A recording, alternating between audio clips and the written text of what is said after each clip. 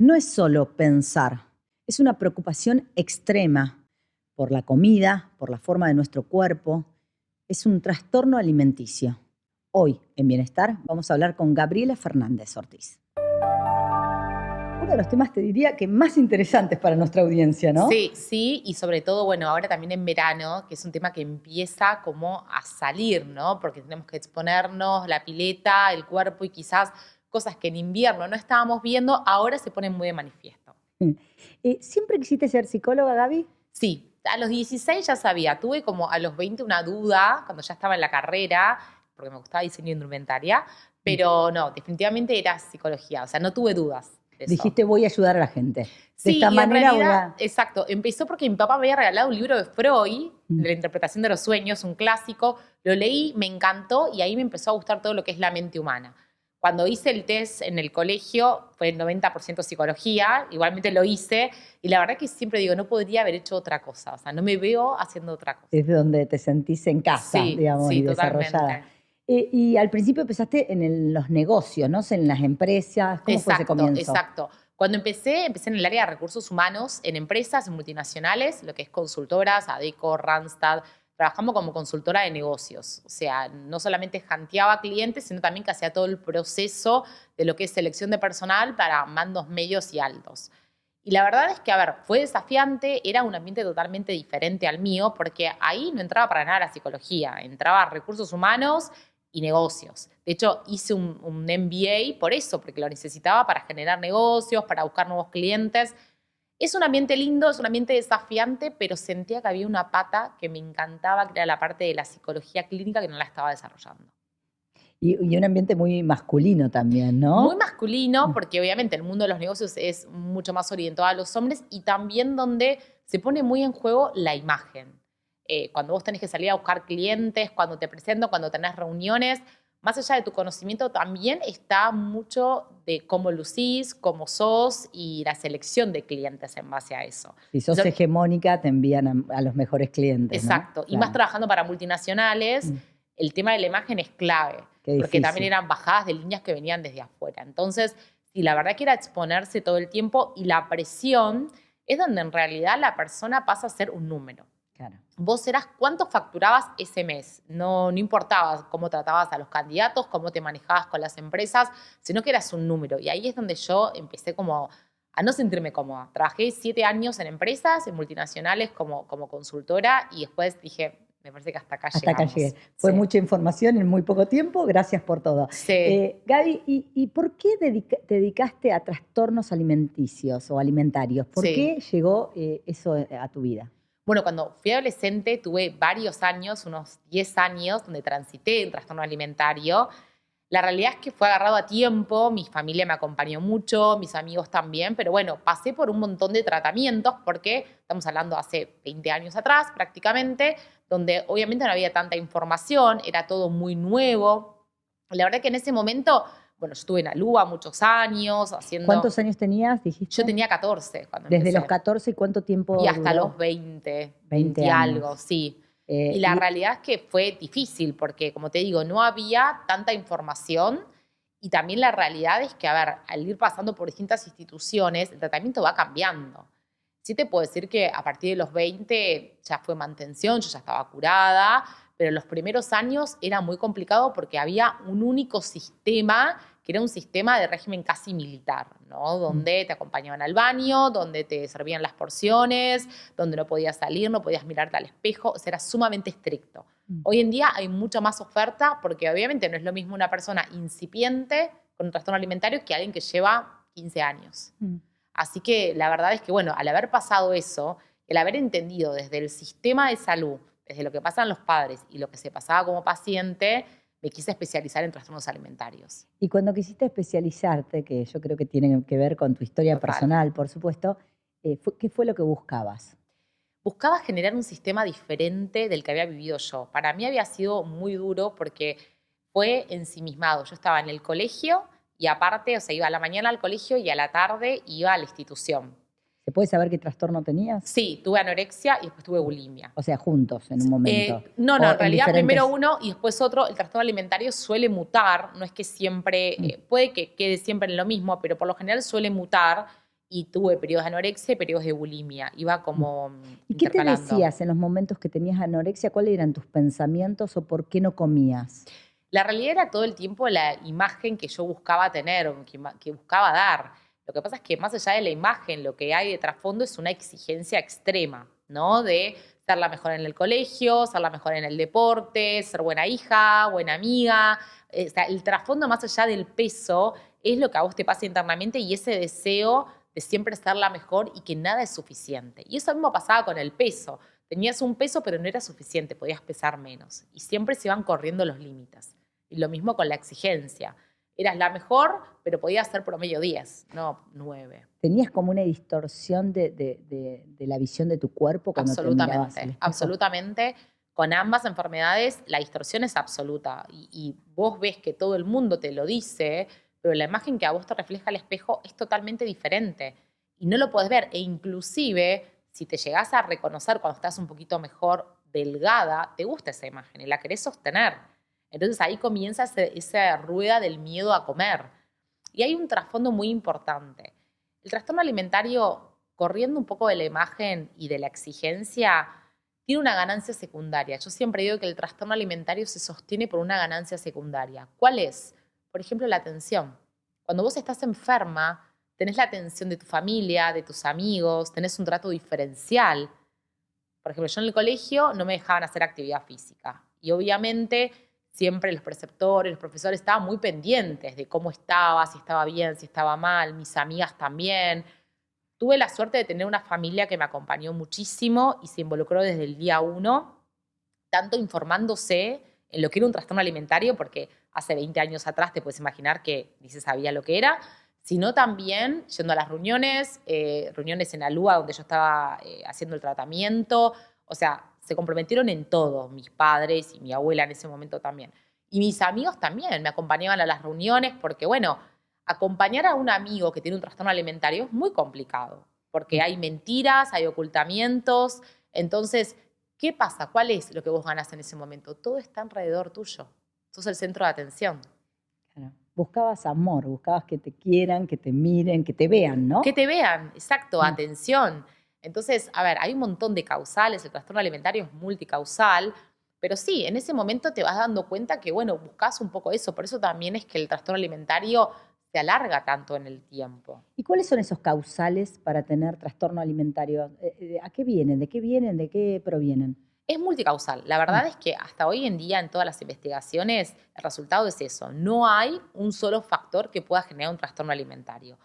Pero si vamos a los factores generales, pueden ser desde exigencia, traumas familiares, capaz personas que hayan vivido, que hayan sido obesas de chiquitos, pero sobre todo el mensaje familiar. Y ojo, porque el mensaje familiar no es solo venir de una familia donde es una familia dietante, donde se habla de estás más gordito o haces ejercicio. También una familia que tiene obesidad, donde todo pasa por la comida y donde el amor es la comida, también puede ser perjudicial. Los grupos sociales donde frecuentás, obviamente la parte ahora está mucho más en boga que antes, pero todo lo que son redes sociales y cuerpos hegemónicos. Y después, digamos, como un segundo... Sí, porque, perdón, para volver para destacar esto que decís vos, es mucho de antes, no sé si es tanto de ahora, que para dar amor la abuela le traía caramelo de chocolate, Exacto. La mamá le llevaba una torta, o sea, era como dar amor a través de la comida, ¿no? Por supuesto, y como decís vos, es muy de antes, pero hoy en día también somos un poco el resultado de eso. Y después, de otro lado, hay muchos traumas. A ver, te podría decir que el 70% de mis pacientes que tienen trastorno alimentario han sufrido algún tipo de abuso. Y abuso, no solamente voy al abuso sexual, a veces es abuso de poder, violencia, hay un montón de trasfondos que hacen que la persona pierda totalmente valor. Y después es una cuestión de exigencia, ¿no? Y como bien dijiste vos acertadamente, el buscar amor. Entonces busco ser perfecto o perfecta para que me quieran, para que me validen. Entonces hay un trasfondo, por eso decimos que es multicausal. Esto que decías vos del abuso, es abusar de la comida porque busco tapar algo, ¿no? O sea, el comer de más porque hay algo que no está funcionando dentro de mis emociones o hay algo que no estoy registrando. El hecho de comer de más, por lo general, viene para tapar un poco. Muchas veces es cosas que quiero decir, pero no puedo, o que no puedo decir aunque quiero decirlas, ¿no? Porque me va a traer problemas o lo que sea. Y también, tanto en el comer como en el dejar de comer, inclusive en una obsesión de contar calorías, ¿no? Que eso se ve un montón. Cuentan calorías o cuántas horas de ejercicio hacen. Vos pensás que tu energía está puesta en la comida. Entonces, lo que haces es sacar el foco de atención de otras cosas. Evitas pensar en lo que tenés que pensar. Por eso es importante que definamos qué es trastorno alimentario, porque no es todo dar trastorno alimentario. ¿Qué es? Vamos a definirlo como para... Exacto. El trastorno alimentario es una acción, digamos, que no se maneja de manera saludable, ¿sí? En torno a la comida. El vínculo que tenemos con la comida y con el cuerpo no es saludable y tomamos acciones poco saludables. Atracones, dejar de comer, exceso de ejercicio. Eso desde el aspecto del vínculo con el cuerpo y la comida. Pero también el trastorno alimentario implica todo un cambio en el ambiente y en la manera en que nos vinculamos, porque dejamos de salir, porque nos excedemos en, por ejemplo, sustancias o alcohol, porque nuestro estado de ánimo cambia. Entonces se genera toda una alteración de nuestro sistema vincular, alimentario y corporal. ¿Puede ser como una adicción a la comida? Sí. Exacto. Es eso. Sobre todo en lo que es el trastorno por atracón y en la bulimia hay una adicción a la comida. En la anorexia no, es por evitación. Pero sí hay una adicción en el pensamiento, porque pensemos en cualquier tipo de adicción. La persona está 24/7 pensando en esa sustancia, en el alcohol, Sí, en este caso en la obsesión comida. y compulsión. Exacto. Pero la anorexia también es adicción. ¿Por qué? Porque no ingiero, pero estoy todo el tiempo pensando en cómo quemar más calorías, en qué puedo comer, qué no puedo comer, cuánto ejercicio tengo que hacer para quemar tantas calorías. O sea, hay un pensamiento adictivo. Con lo cual hay una obsesión con el cuerpo y la comida, sin dudas. Y en esto que decís vos, cuando hablamos de adicciones, por ahí en casos más, cuando hay una adicción al juego se puede dejar de jugar, cuando hay una adicción a alguna droga se puede, pero con la comida no podemos hacer eso porque nos morimos. ¿Cuál es el tratamiento? Qué difícil, ¿no? Bueno, eso que decís siempre lo nombro. Es la peor adicción porque es la que no podemos prescindir. Entonces, en realidad lo primero es aprender a tener técnicas para controlar lo que nos lleva a nosotros, o a sacarnos el apetito, o inclusive a comer en exceso. Y por otro lado, aprender a comer.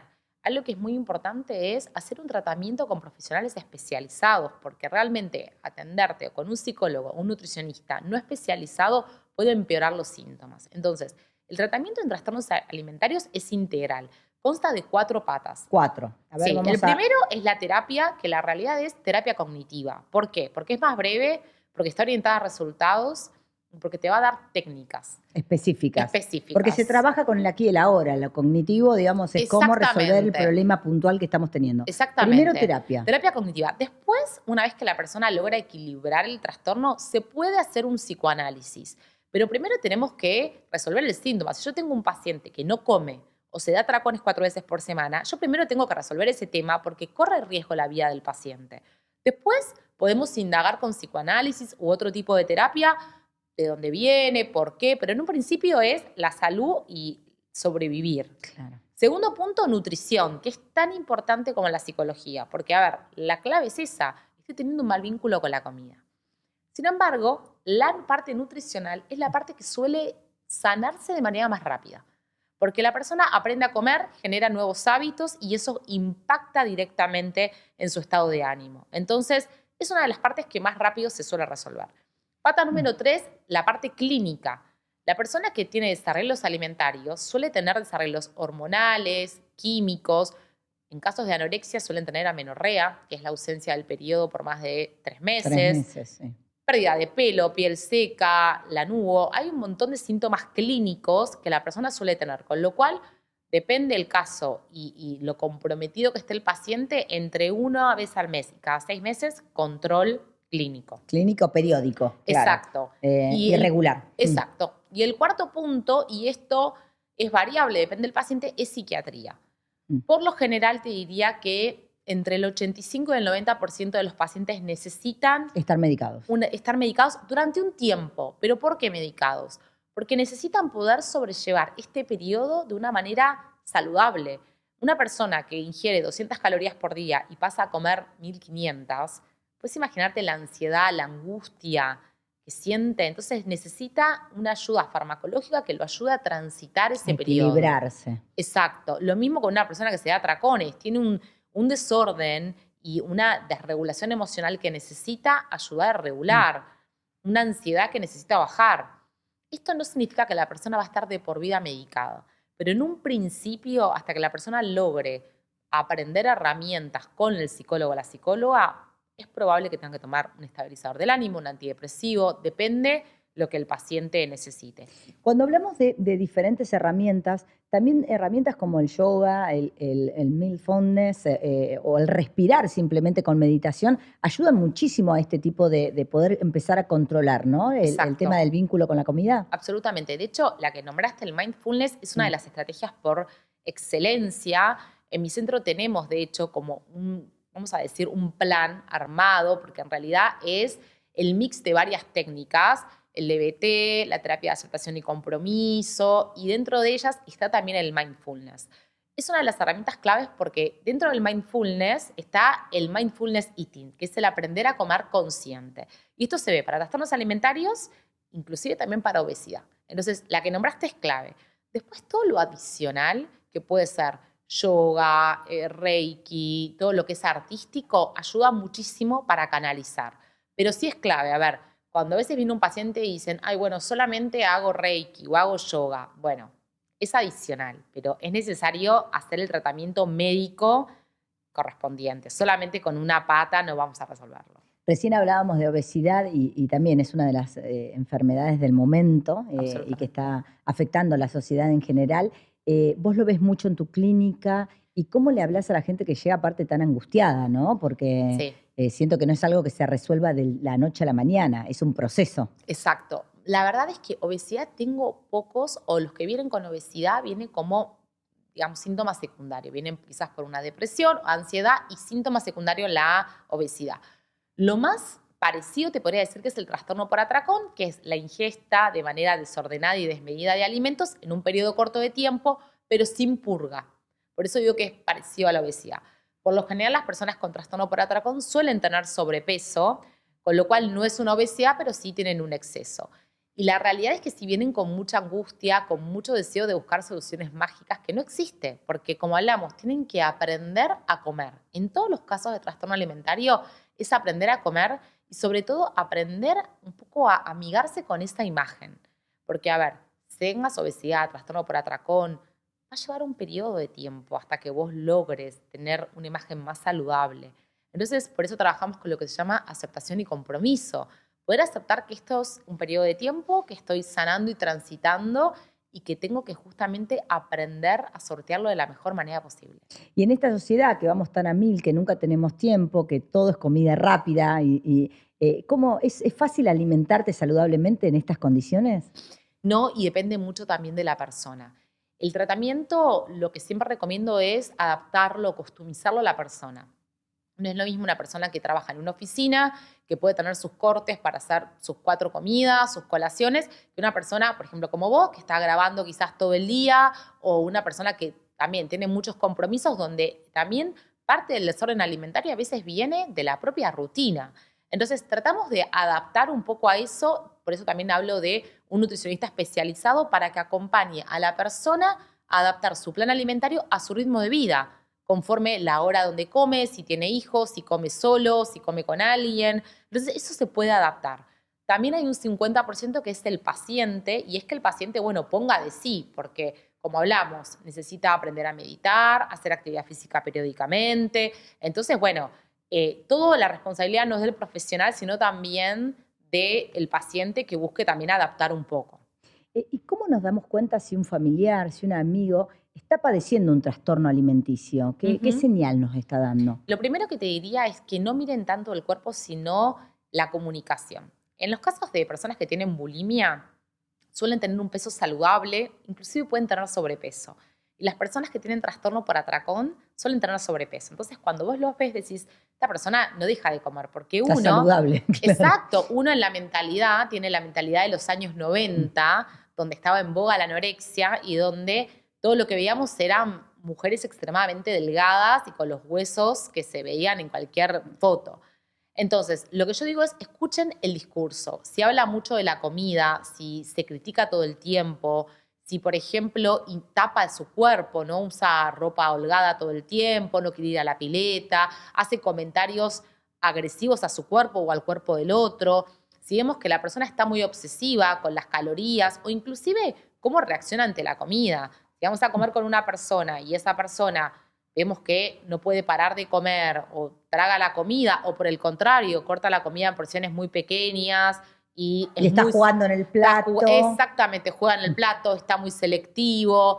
Bueno, hay un montón de maneras de darte cuenta. Después, obviamente, si vivís con la persona, vamos a poner una pareja, un hijo. Bueno, si tienen dudas, por ejemplo, si tienen bulimia, es estar atento a la hora del baño. Claro. ¿Sí? A los aromas, si van al baño después de comer, si tiran comida. En el caso de adolescentes, ojo con los cuartos, porque se esconde mucho en los cuartos comida, restos de comida. Entonces, bueno, es un poco el ambiente, pero solo por la imagen no nos damos cuenta. Y también esto de saber para poder aprender, ¿cuál es lo que sucede con alguien que lleva muchos años y muchos periodos con un trastorno alimenticio? ¿Cuál sería la consecuencia? Bueno, primero desde el aspecto, vamos a decir, físico, como hablamos, hay un desorden hormonal que es muy difícil de revertir. Por ejemplo, chicas con lo que es anorexia, nosotros en el centro tenemos una ginecóloga porque tienen periodos de capaz un año de amenorrea, de no tener el periodo, y después tardan entre un año y año y medio hasta que el periodo se regulariza. O sea, mirá el tiempo que estamos hablando. Y eso puede impactar desde el aspecto, vamos a decir, de fertilidad hasta, por supuesto, su estado de ánimo. Entonces, cambios hormonales, por supuesto, hay un deterioro en el caso de bulimia, en todo lo que es erosión de lo que es garganta, las manos, el esófago, el estómago. Pueden haber úlceras, gastritis crónica. En el caso de anorexia, también todo lo que son falta de vitaminas, falta de hierro. Entonces, hay que hacer a veces un tratamiento con médicos clínicos para, muchas veces necesitan pastillas o inyecciones. Dentro de la parte física, lo que más se visualiza es piel extremadamente seca, uñas débiles, caída del pelo. Realmente la persona no se ve saludable, el tono de la piel. Entonces hay un montón de cuestiones físicas que hay que abordar. Desde lo psicológico, lo que más tenés que trabajar es en la regulación emocional, porque la persona suele tener muchos impulsos, cambios de ánimo. También por esto, empezar a comer de vuelta, por ejemplo. Entonces eso genera ira, ansiedad, salir a la vida con este nuevo peso. Salir a la vida con estas nuevas conductas, ¿no? De, bueno, voy a comer lo que tengo que comer, no me voy a exceder. Por ejemplo, una de las pautas que solemos dar es eliminar el alcohol, por un tiempo no salir a bailar en el caso de los adolescentes, porque es exponer a la imagen, actividad física regulada, no exceso. Entonces, la persona tiene que cambiar su mindset al 100%. O sea, cambiar de raíz, digamos, su persona, va a tener que tomar nuevas decisiones de todo, ¿no? Exactamente. Obviamente que tratamos de acompañarlos como equipo, como digo, sobre todo lo más difícil es en adultos, porque en un adolescente o un niño están los padres. Están en el momento para hacerlo, digamos. Exacto. Pero un adulto que vivió toda su vida de esa manera. Y aparte un adulto que, vamos a decir la verdad, un adulto no puede prescindir de ir a trabajar. Claro. ¿Sí? O de cuidar a sus hijos. Entonces es muy difícil. En un niño le servís la comida, o un adolescente incluso. Vos en algún punto podés mirar el cuarto, podés revisar qué come, qué no come, controlar sus horarios. Los pacientes más difíciles, desde mi perspectiva, son los pacientes sobre todo que viven solos. Claro, porque no tenés nadie que controle, porque son autónomos, porque tienen independencia económica. Entonces, tenés que tratar de tener una escucha muy activa para evaluar cuando el paciente te está mintiendo. Igual creo que el primer paso entonces de esto es aceptar que uno tiene un problema y pedir ayuda. Absolutamente. Porque aparte, por más que ese paciente que vive solo o un adolescente, si no quiere cambiar, no va a cambiar. No. O sea, no, porque es un compromiso, como bien dijiste, y también es el primer paso aceptarlo y buscar ayuda. Y el segundo paso, en función de la complejidad del trastorno, también hacer parte un poco a su grupo. Pareja, amigos cercanos, familia, porque vuelvo a lo mismo, el paciente, la persona no es una persona independiente, nos movemos en un ambiente social. Entonces, la verdad es que necesitamos el apoyo también y el entorno para que esa persona pueda apoyarse. Pero también saliendo un poco de lo que es el trastorno obsesivo-compulsivo de la comida y hablando más en el bienestar de la comida diaria. Nosotros tenemos que registrar nuestro vínculo con la comida, ¿no? Sí. Porque siento que estamos en una sociedad que hoy se come de todo, no importa la salud, es comida rápida y ya, no importa lo que quiero, lo quiero en este... ¿Lo sentís así? Lo quiero ya. Sí, la verdad es que está, sobre todo lo que es adolescentes, pero sí te puedo decir que ahora está migrando mucho a tratar de eliminar un poco los procesados, de comer comida más natural. Lo que pasa es que, a ver, hay una apología de comer más natural, de incorporar todos los grupos alimenticios, de sacarle ese terror a los carbohidratos. Vuelve a lo mismo, a los 90, a los 2000 el carbohidrato era lo peor que había, era veneno, y hoy sabemos que es parte de la pirámide alimentaria y en su justa medida está más que perfecto y es necesario. Pero también la realidad es que esto de transformar un poco a la comida más casera lleva un montón de tiempo. Entonces se contrapone con el ritmo de vida que tenemos, como bien decís. Sí, fomentamos la comida saludable, la comida casera y no los ultraprocesados, pero ¿tenés el tiempo? Claro. Para hacer tu propia barrita de cereal, para cocinarte. Entonces, bueno, es este equilibrio y lo que aconsejamos es buscar las opciones más saludables dentro de la oferta que tenemos. Evitar obsesiones, ni el fast food todo el tiempo, ni la comida casera, porque sería ideal, pero no se puede. Entonces, dentro de lo que se pueda, ir más a comprar frutas y verduras que no son procesados, ir más a dietéticas, a comprar alimentos más saludables, sin obsesionarse, leer un poco las etiquetas. ¿Y qué recomendás para las personas que están con sobrepeso y están obsesionados con su cuerpo y que se miran al espejo y que se sacan fotos y que se toman las medidas? ¿Qué les recomendás? Bueno, lo primero es buscar ayuda profesional. Si tienen una obesidad, por ejemplo, ir a un nutricionista con el que se sientan cómodos, no mentir a los profesionales, eso es clave. Pero en la obesidad es tan importante el tratamiento nutricional como psicológico. Lo que se suele más olvidar en la obesidad, creen que es simplemente bajar de peso. Luego lo mismo, es un hábito. ¿Por qué llegaste a tener obesidad? Porque hay algo que estás tapando con comida. Por algo necesitas la comida, por algo tu única satisfacción está en comer. Entonces, es tan importante el tratamiento psicológico como el nutricional. Entonces, que vayan a grupos de apoyo. Hay un montón de grupos por ejemplo, ALCO son grupos gratuitos para gente que tiene sobrepeso. Se pueden acudir a una terapia individual, mucho mejor. Un nutricionista y sobre todo, y esto es un tip re importante, empezar a moverte en ambientes que fomenten la vida saludable. Por ejemplo, gimnasio, ir a caminar, ir a correr, lo que puedan y lo que les guste. Pero cuando vos te moves en un ambiente donde todos están en el mismo mood, probablemente va a ser más fácil que puedas tener un nuevo hábito. En vez de, por ejemplo, gente con la que sale a los after office todas las noches. Claro, o esto de que se juntan siempre en familia a comer todo el día y a comer todo tipo de cosas. No podés cambiar en ese grupo, digamos. No, o es muy difícil. Entonces, no decimos que dejes tus grupos, pero incorpora nuevos grupos que sean amables. Por eso digo, un gimnasio... O hacerlo una vez por mes, ¿no? Una vez por semana quizá, pero no todos los días. Tal cual. Y en cualquier trastorno alimentario, incluyendo la obesidad, a veces por un tiempo tenemos que hacer elecciones inteligentes. Si yo tengo un problema de obesidad o de atracones, voy a tener que disminuir mis salidas sociales porque estoy expuesto. Entonces, no soy partidaria de llevarte un tupper. Bueno, anda después de comer y come en tu casa lo que te manda tu nutricionista. Haz otro tipo de salida. Yo siempre digo eso. ¿Por qué la única salida tiene que ser a comer? Vamos a caminar, vamos a un parque, vamos a pasear al perro, vamos a juntarnos a merendar en vez de cenar. No nos expongamos a eso que nos cuesta controlar. Pero es cierto que las salidas generalmente son a comer. Todos lo hacemos. Es todo comer. Y bueno, por eso también se dice que es lo más difícil, porque es el vínculo que uno tiene que generar con los alimentos. Exacto. Y después esto de todo está muy bien vendido, con etiqueta verde, pero todo es lo mismo, ¿no? Exacto. Por eso hablo de no obsesionarse con las calorías y mirar un poco más quizás la composición del alimento, porque puede ser bajo en calorías, pero ojo con el bajo en calorías porque es un engaño. Como es bajo en calorías, comemos más, con lo cual es exactamente lo mismo que comer un alimento regular. Por eso la clave es orden y porción, no repetir los platos, comer lo que realmente nuestro cuerpo necesita conforme a nuestro requerimiento calórico. No es lo mismo una persona a los 20 que a los 40, no es lo mismo una persona que entrena CrossFit 5 veces por semana a una persona que trabaja en una oficina y su única actividad física es ir a caminar 2 veces por semana. Eso que decías también es fundamental. A medida que vamos creciendo, va costando mucho más si tuviste una mala alimentación toda la vida, ¿no? Por supuesto, es un hábito que hay que cambiar. También nuestro cuerpo nuestro metabolismo comienza a estar más lento, con lo cual generar masa muscular es más difícil, perderla es más fácil. Nuestro metabolismo está enlentecido, entonces nos cuesta más perder grasa. Entonces, por eso es importante también cómo activamos nuestro metabolismo con buena alimentación y ejercicio. Como decías vos, ¿no? Logrando el equilibrio, bajando la ansiedad con el yoga, con la meditación, teniendo también actividad social, que eso ayuda mucho a lo que son neurotransmisores. Entonces, nuestro foco no es solo la comida, sino también otros aspectos de la vida que nos nutren también.